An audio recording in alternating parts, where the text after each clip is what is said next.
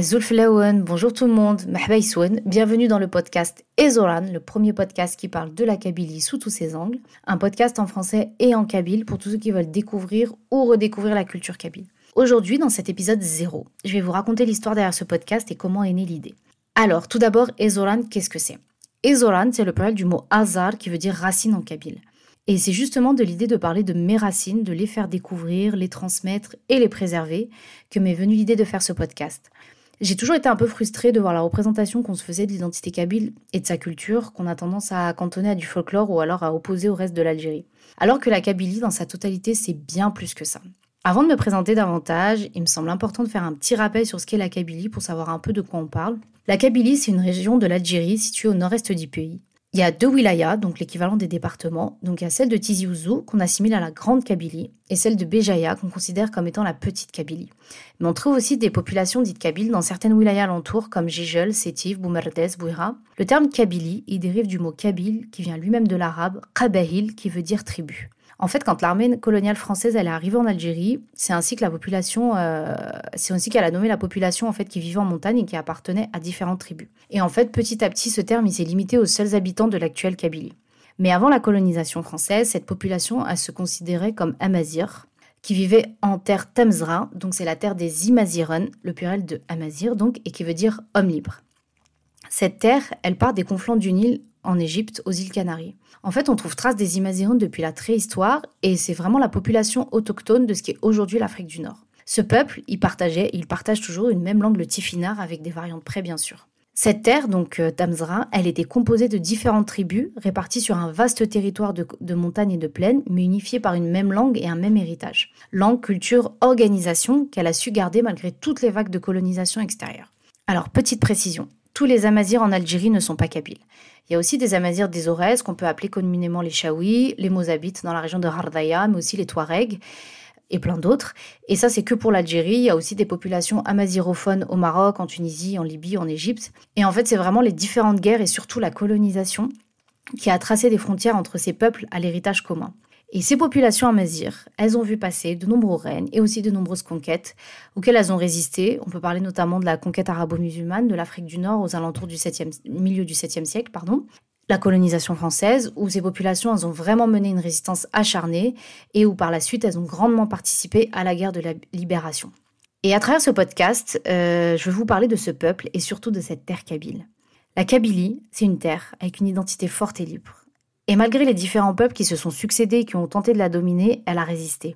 Par les armes, mais surtout en préservant coûte que coûte son identité. Et c'est cette identité forte et riche qui fait partie de mon héritage et qui m'a donné envie d'en parler. Je m'appelle Soraya, j'ai 33 ans et je suis la benjamine d'une fratrie de 8. Je suis fille immigrée et à la maison c'était kabyle. Et même si au fil du temps on a forcément été impacté par l'environnement extérieur, la culture kabyle a toujours une place importante à la maison. Quand j'étais petite, mon père il nous présentait toujours le fait d'être kabyle comme quelque chose d'extraordinaire. Bon, il le fait toujours d'ailleurs. Une langue à part, pas parler de tous. Si on était dehors et qu'on voulait pas se faire comprendre, on était sûr qu'en parlant kabyle, personne n'allait comprendre quoi que ce soit. Une histoire, des traditions qui ne sont pas liées uniquement à l'existence de l'Algérie. Bref, quelque chose qui sort quand même de l'ordinaire. Et étant né à l'étranger, pour mes parents, et comme pour beaucoup de parents d'immigrés, je pense, le fait de nous transmettre cette culture, ces valeurs, c'était vital, c'était limite de l'ordre de la survie. Il y a 3 ans, j'ai perdu ma maman, et à son décès, il y a vraiment eu l'envie, le besoin même de s'ancrer davantage dans mon histoire et mon héritage. On dit souvent que quand on ne sait pas d'où on vient, on ne sait pas où on va, et là ça a pris clairement tout son sens pour moi.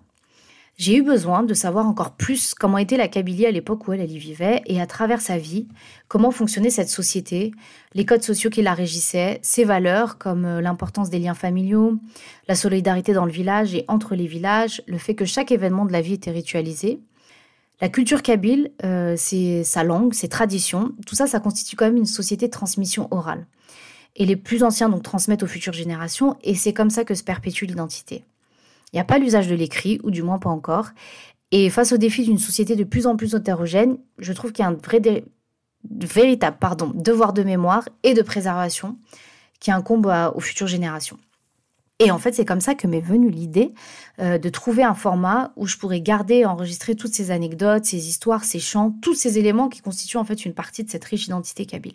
Après, j'avoue qu'en 2020, j'avais entendu parler des podcasts, mais je ne savais pas trop ce que c'était. ce que c'était, pardon. Et c'est qu'un an après que j'ai eu l'idée de ce podcast. Mais entre-temps, j'ai eu un enfant et ça aussi, ça a un peu retardé la chose.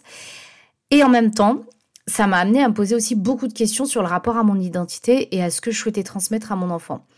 Parce qu'en fait, si nous, ses parents, étions enfants d'immigrés et que cette double culture, elle était ancrée en nous, notre enfant, lui, il avait des parents nés et qui avaient grandi en France. Et donc, il y a eu tout ce questionnement sur les valeurs à lui transmettre et l'héritage qui est le nôtre, mais qui est aussi une partie du sien. Et en fait, tout au long de ce cheminement, il y avait les paroles de ma mère, Atia Al-Marbe, qui me revenaient toujours et qui disaient « Anij Taqbaylith », qui veut dire dans l'interprétation, grosso modo, on doit perpétuer notre identité kabyle. Ce temps aussi m'a permis aussi de bien mûrir le projet qui allait devenir le projet Ezoran. Au début, j'avais pensé faire un podcast uniquement en kabyle, mais même si je pense bien parler kabyle, ça va, je me sentais quand même pas assez à l'aise pour le faire uniquement en kabyle. Et surtout, je me suis dit que ça allait quand même fortement restreindre le nombre de personnes intéressées. C'est vrai que je suis par exemple sur les réseaux sociaux des personnes qui font un travail remarquable pour mettre en avant la culture kabyle, mais ça reste quand même réservé aux kabyles et aux kabylophones. Et c'est vrai que mon but, mon idée, mon défi aussi, c'était aussi de transmettre l'identité au-delà des frontières de notre communauté. Surtout que après c'est pas réservé uniquement aux kabyles, mais la communauté, elle est éparpillée un peu partout dans le monde, et donc il y aura de plus en plus de kabyles nés à l'étranger, qui ont ou auront comme moi une double culture, ou qui vont se marier avec des personnes étrangères, enfin dans le sens où elles ne seront pas kabyles. Et inévitablement, en fait, la culture, elle sera amenée à se modifier. Mais le défi, ça reste quand même de préserver l'identité kabyle et ses fondements. Le français, il fait aussi partie de moi et de beaucoup d'enfants et de petits-enfants d'immigrés. Et ça m'a semblé important que le maximum de personnes puissent découvrir cette culture et se l'approprier aussi pour certains.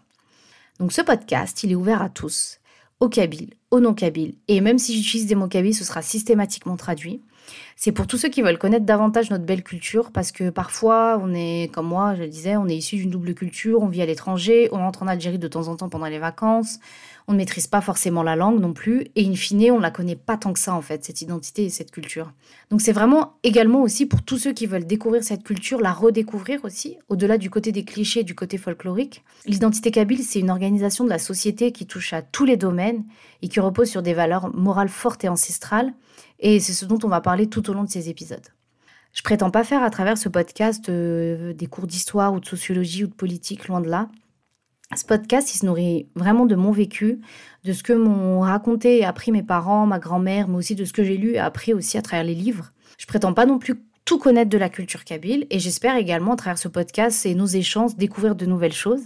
C'est vraiment un podcast sans prétention dans le but de mettre en avant notre belle culture et permettre à certaines personnes de se connecter ou se reconnecter à la Kabylie dans toute sa composante. Donc 2 fois par mois, seul ou avec un ou une invitée, on parlera de la Kabylie, son identité, ses traditions, mais aussi les défis de demain. Donc j'espère que ce podcast, il vous plaira. C'est aussi le vôtre. Donc s'il y a des sujets ou des personnes que vous souhaitez aborder ou inviter, alors n'hésitez pas à m'en faire part dans les commentaires sur les plateformes d'écoute ou sur les réseaux sociaux.